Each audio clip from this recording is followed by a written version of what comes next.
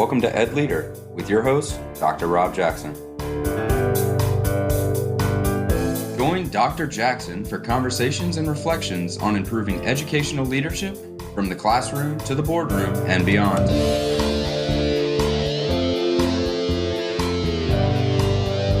Educational leadership is an ever-evolving opportunity to make a real and lasting difference in the lives of students, parents, and the community.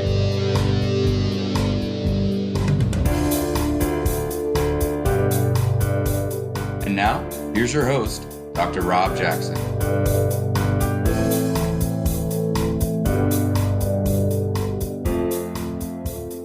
Hi friends, welcome to the EdLeader podcast and the 9th episode in the special series on the science of reading, what every EdLeader should know. I'm your host, Rob Jackson, and I want to thank you for spending time with me today. If you have not, please take a moment to rate and review the podcast on your podcast player and share it with your network of colleagues and friends. Your written review on your favorite podcast player, no matter how short, they're extremely helpful and much appreciated. If you're finding value in the podcast, please consider subscribing to the podcast and leaving a review. It's really helpful in growing the podcast and in creating connections with the national and international educational leaders you'd like to hear from. Remember, you can find show notes, links to references that are cited during each episode, and find each of the previous regular episodes and the 3 special series that we have done at drrobjackson.com. Thank you for your support of this special series on the science of reading. The episodes in this series are interspersed between regular EdLeader episodes. If you'd like to find direct links to the episodes in this series, take a look at drrobjackson.com, where you'll find a direct link to the series on the menu on the left side of the page. I've set a personal goal to dig into and break down each of the elements of reading comprehension. I'm going to do my best to peel back the rhetoric and get to the heart of what EdLeaders need to know about the science of reading. Speaking of getting to the heart, let's get to it. In the first episode of this series, I spent time introducing the science of reading.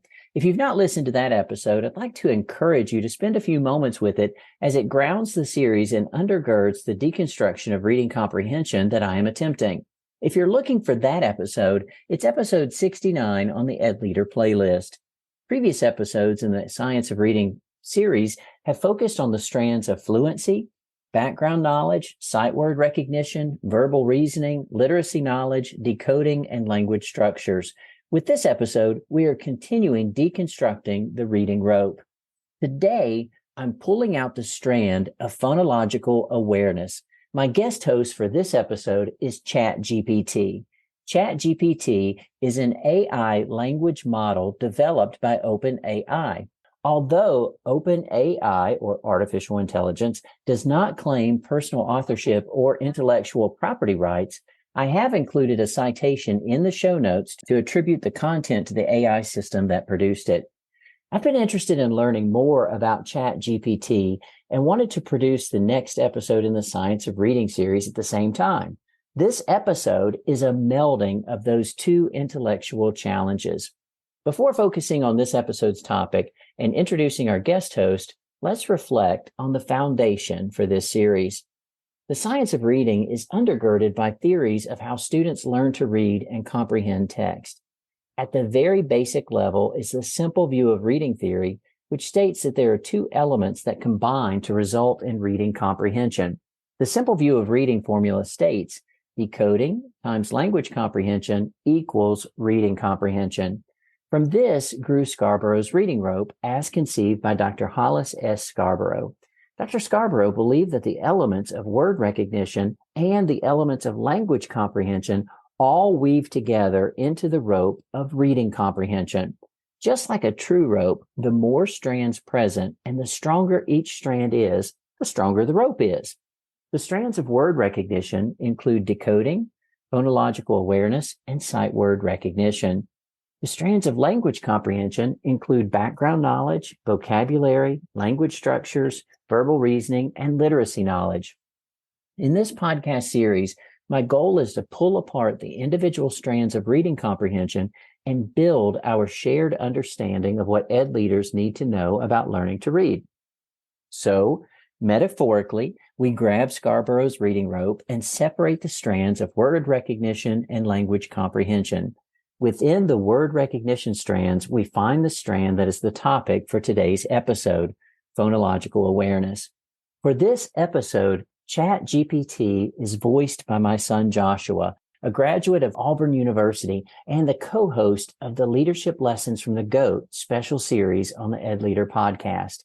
Everything he says during the interview was written by ChatGPT. My own research into the content has authenticated what ChatGPT wrote about the topic. Here we go.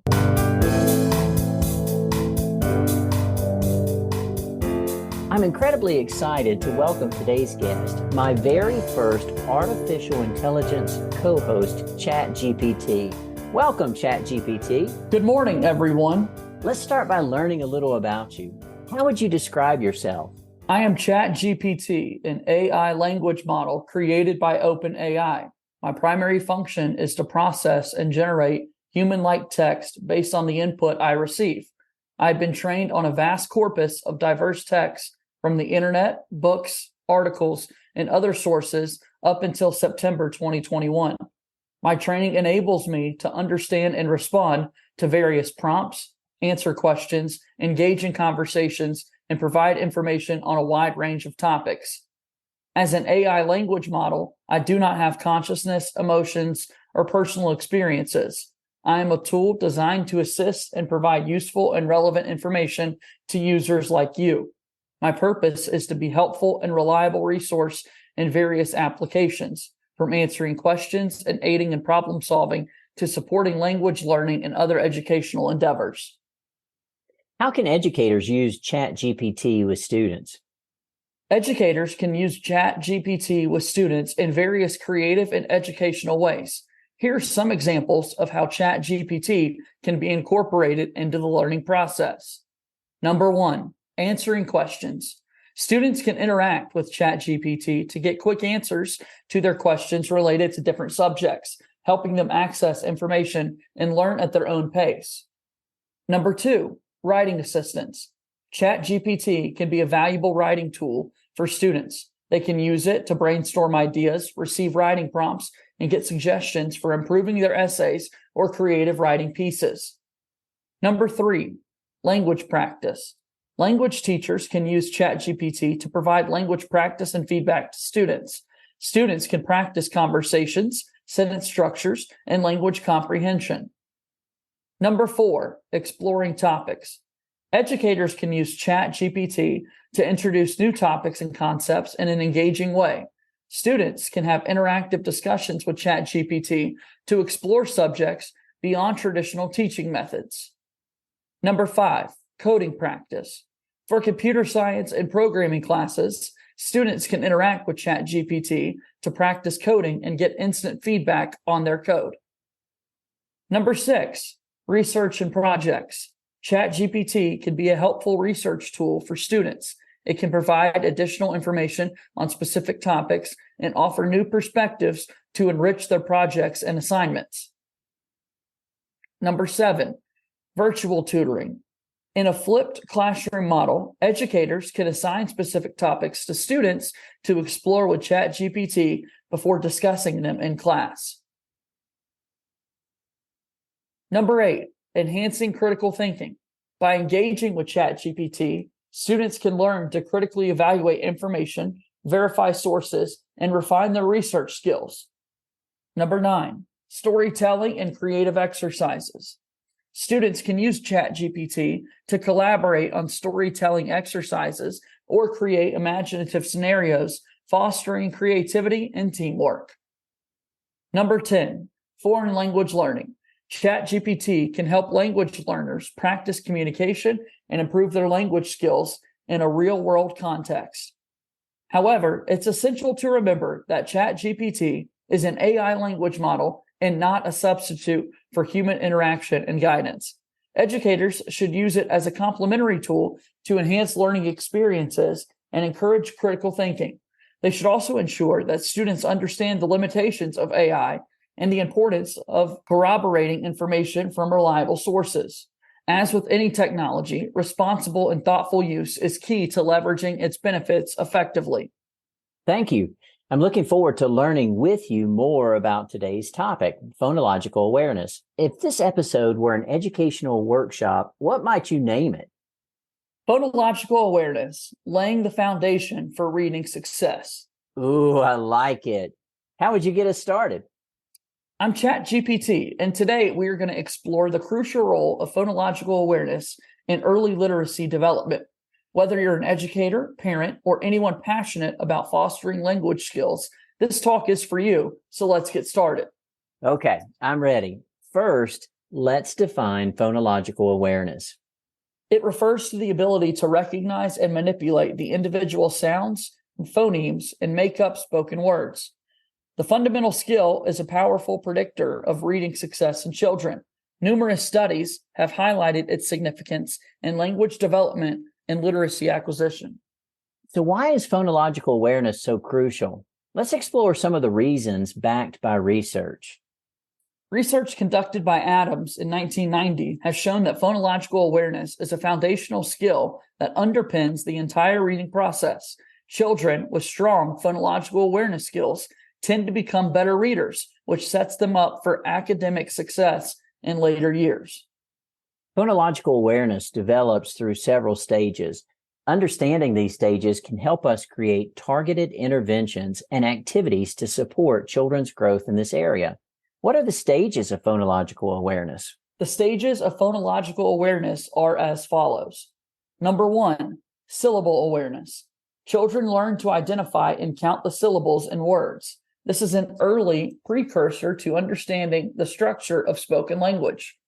Number 2, rhyme and alliteration. At this stage, children recognize words with similar ending sounds, rhyme, and words that begin with the same sound, alliteration. Number 3, onset and rhyme.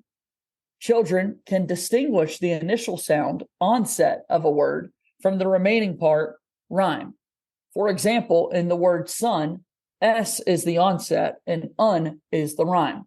Number 4, phonemic awareness. The most advanced stage involves manipulating individual phonemes within words. This includes blending sounds to form words and segmenting words into their constituent sounds. So ChatGPT, I heard you say the word rhyme and rhyme. So number 2, you said rhyme and alliteration, and number 3, you said onset and rhyme. Are those two words, clearly they're different words the way you describe them, but are they spelled the same? The first rhyme is spelled R-H-Y-M-E, and the second rhyme is spelled R-I-M-E.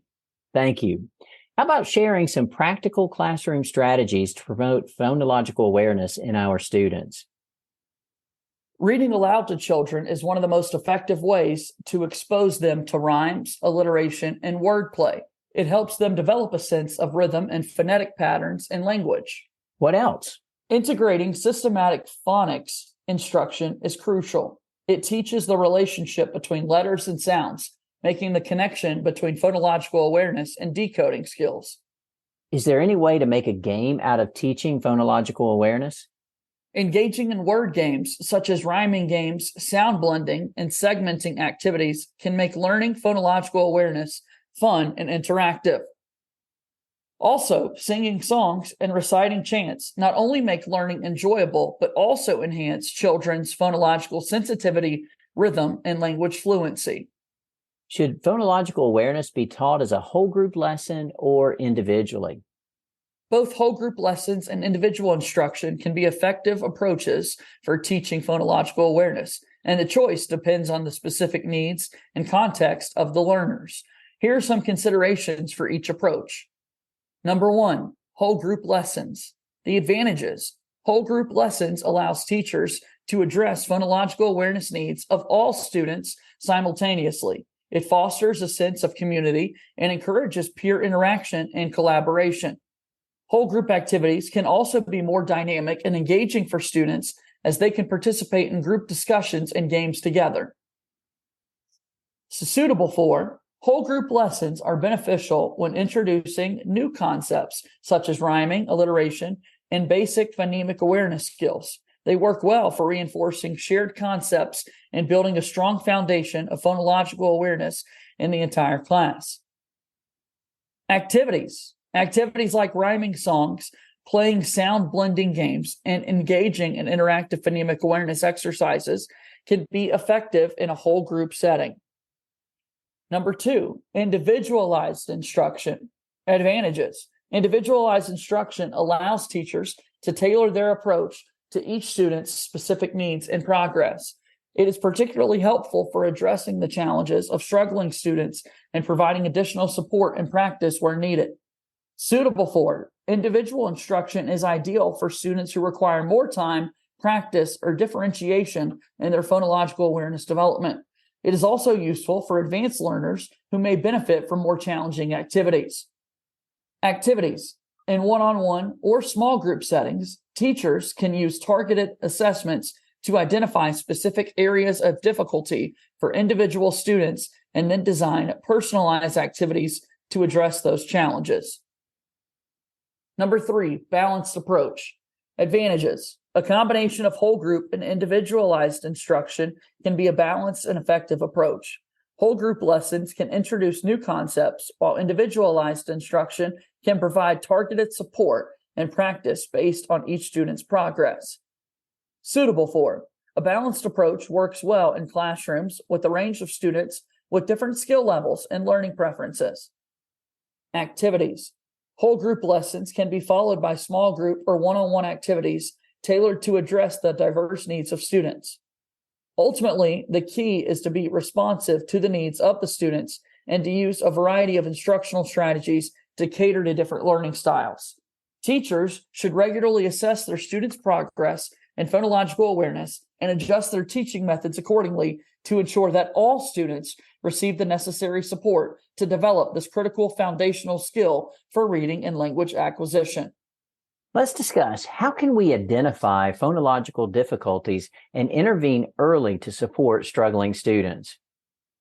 Identifying phonological difficulties early and providing appropriate intervention is essential for supporting struggling students and preventing future reading difficulties. Here are 10 strategies for identifying phonological difficulties and implementing early intervention. Number 1, phonological awareness assessment. Conduct regular phonological awareness assessments to identify students who may be experiencing difficulties. These assessments can include tasks like rhyming, blending sounds, segmenting words, and manipulating phonemes. Use standardized assessments or informal measures to gauge students' phonological awareness skills and compare their performance to grade level expectations. Number 2, observation and informal assessment. Observe students' behavior during whole group and individual activities that involve phonological awareness tasks. Look for signs of struggle, such as hesitancy, confusion, or incorrect responses. Engage in informal conversations with students to gauge their understanding of sound-letter relationships and their ability to manipulate sounds and words. Number 3, progress monitoring. Implement ongoing progress monitoring to track students' phonological awareness development over time. Regular checks help identify students who may need additional support for intervention. Number 4, early intervention strategies. For students showing signs of phonological difficulties, provide early intervention strategies tailored to their specific needs. Individualized instruction allows you to address their challenges effectively. Target the specific phonological awareness skills where the student is struggling. For example, if a student has difficulty blending sounds, focus on activities that strengthen this skill. Number 5, multisensory approach. Use a multisensory approach in interventions, incorporating auditory, visual, and kinesthetic elements. This approach can engage different learning styles and reinforce phonological awareness skills. Number 6, phonics instruction. Integrate systematic phonics instruction alongside phonological awareness activities. Phonics instruction helps students make connections between sounds and letters, further supporting their reading development. Number 7, small group or one-on-one instruction. Provide small group or one-on-one instruction to struggling students, allowing for more personalized attention and targeted practice. Number 8, teacher collaboration. Collaborate with other educators, specialists, and support staff to share insights and observation about struggling students. Working together can lead to more effective interventions. Number 9, parent involvement. Engage parents in the intervention process, sharing information about their child's phonological awareness development and providing activities they can practice at home. Number 10, celebrate progress. Celebrate and acknowledge the progress made by struggling students. Positive reinforcement can motivate students and boost their confidence. By proactively identifying phonological difficulties and providing early intervention, educators can help struggling students develop strong phonological awareness skills, leading to improved reading abilities and increased success in their academic journey. Collaboration between teachers, parents, and specialists is essential. By working together, we can create a supportive network for children with phonological difficulties. As we near the end of our talk, I want to emphasize the importance of phonological awareness in a child's literacy journey. By nurturing this fundamental skill, we unlock the doors to reading success and a lifelong love of learning. Any final thoughts from you? Thank you all for being part of this episode on phonological awareness. I hope you found this information valuable and inspiring. Remember, as educators and parents, we have the power to shape young minds and pave the way for their future success. Have a wonderful day, and let's continue to make a difference in the lives of our students. Before we go, please share the references you used. M.J. Adams, Beginning to Read, Thinking and Learning About Print, MIT Press, 1990. H.W. Katz and A.G. Kamhi, Editors, Language and Reading Disabilities, Elsevier, 2019. L.C. Erie, How Orthography Alters Spoken Language, Competencies in Children Learning to Read and Spell, Reading Research Quarterly, 1984. C.E. Snow, M.S. Burns, and P. Griffin, Editors, Preventing Reading Difficulties in Young Children, National Academies Press, 1998. Thank you, ChatGPT, and thank you, Joshua, for voicing our artificial intelligence for today. Joshua, I wonder, aside from the educational jargon or language and subjects you may not talk about every day in the world of business and the world of sports broadcasting, what did you think about the way ChatGPT responded? Did it seem natural as you were reading it? Very much so. It felt like a conversation going back and forth. Question was asked, able to get a direct answer with some examples thrown in as well. Really enjoyed it. So Joshua, thinking about for just a second, and thank you so much for helping me with this Science of Reading episode, particularly unwrapping and unraveling phonological awareness. As we think about ChatGPT and you think about your own journey as a learner, whether that was in K-12 education or later on in college, would something like ChatGPT have been of use to you, or do you think it might be something that you would have overused? I think it would have been of use. I think it would have been interesting to have, this sort of artificial intelligence having an imprint and impact on my personal learning. It's really cool to see as we continue to move along in the years and more of these cool opportunities to learn, more artificial intelligence comes into play. There's just so many greater opportunities to improve learning skills. So I think I would have enjoyed incorporating it a little bit. Yeah, I tell you, it's interesting as an educator to think about it when a student can go to ChatGPT and literally ask it anything. Things like, write me a 3-page essay on the history of marshmallows, or correct my math homework, or do my math homework. As an educator, that's a little nerve-wracking. And so certainly it's something we're having to learn how to respond to. But we did that. We did that when the Apple IIe came out. We did that when floppy disks came out. We did that as the internet came out. And I'm confident we'll be able to do that with ChatGPT. Joshua, thank you again for being a part of the EdLeader podcast. As I highlighted at the beginning, the special series we did on leadership lessons from the GOAT was a lot of fun and certainly has had a lot of folks listen to it. If you've not enjoyed that series, Leadership Lessons from the GOAT, that Joshua and I did together during Duke University's final run, as we were going through Coach K's book, I would certainly encourage you to take a look at that. Joshua, thank you, buddy. Thank you, Dad. So again, thank you to Joshua and thank you to my co-host, ChatGPT. I hope that you enjoyed our time together. Thank you again for hanging out with me as we pull apart the strands of Scarborough's reading rope to understand what ed leaders need to know. I'll keep pulling out the strands. Please keep sharing your feedback on Twitter or X at Dr._Rob_Jackson through email or by commenting directly on the show notes page. I am interested in your thoughts. Please let me know what you think, and if you think it's been helpful, please share the episode and podcast with your network of friends and colleagues. Thank you for spending time with me today, and thank you for all that you do for every student, every teacher, and every staff member. You are making a difference. If no one else has told you, I want you to know that I believe in you. Good day. Thank you for listening to the EdLeader podcast. Please subscribe to the podcast and consider leaving a review with 5 stars on Apple Podcasts so that we may continue to grow the EdLeader community. We hope that you have enjoyed your time with Dr. Jackson. Until next time.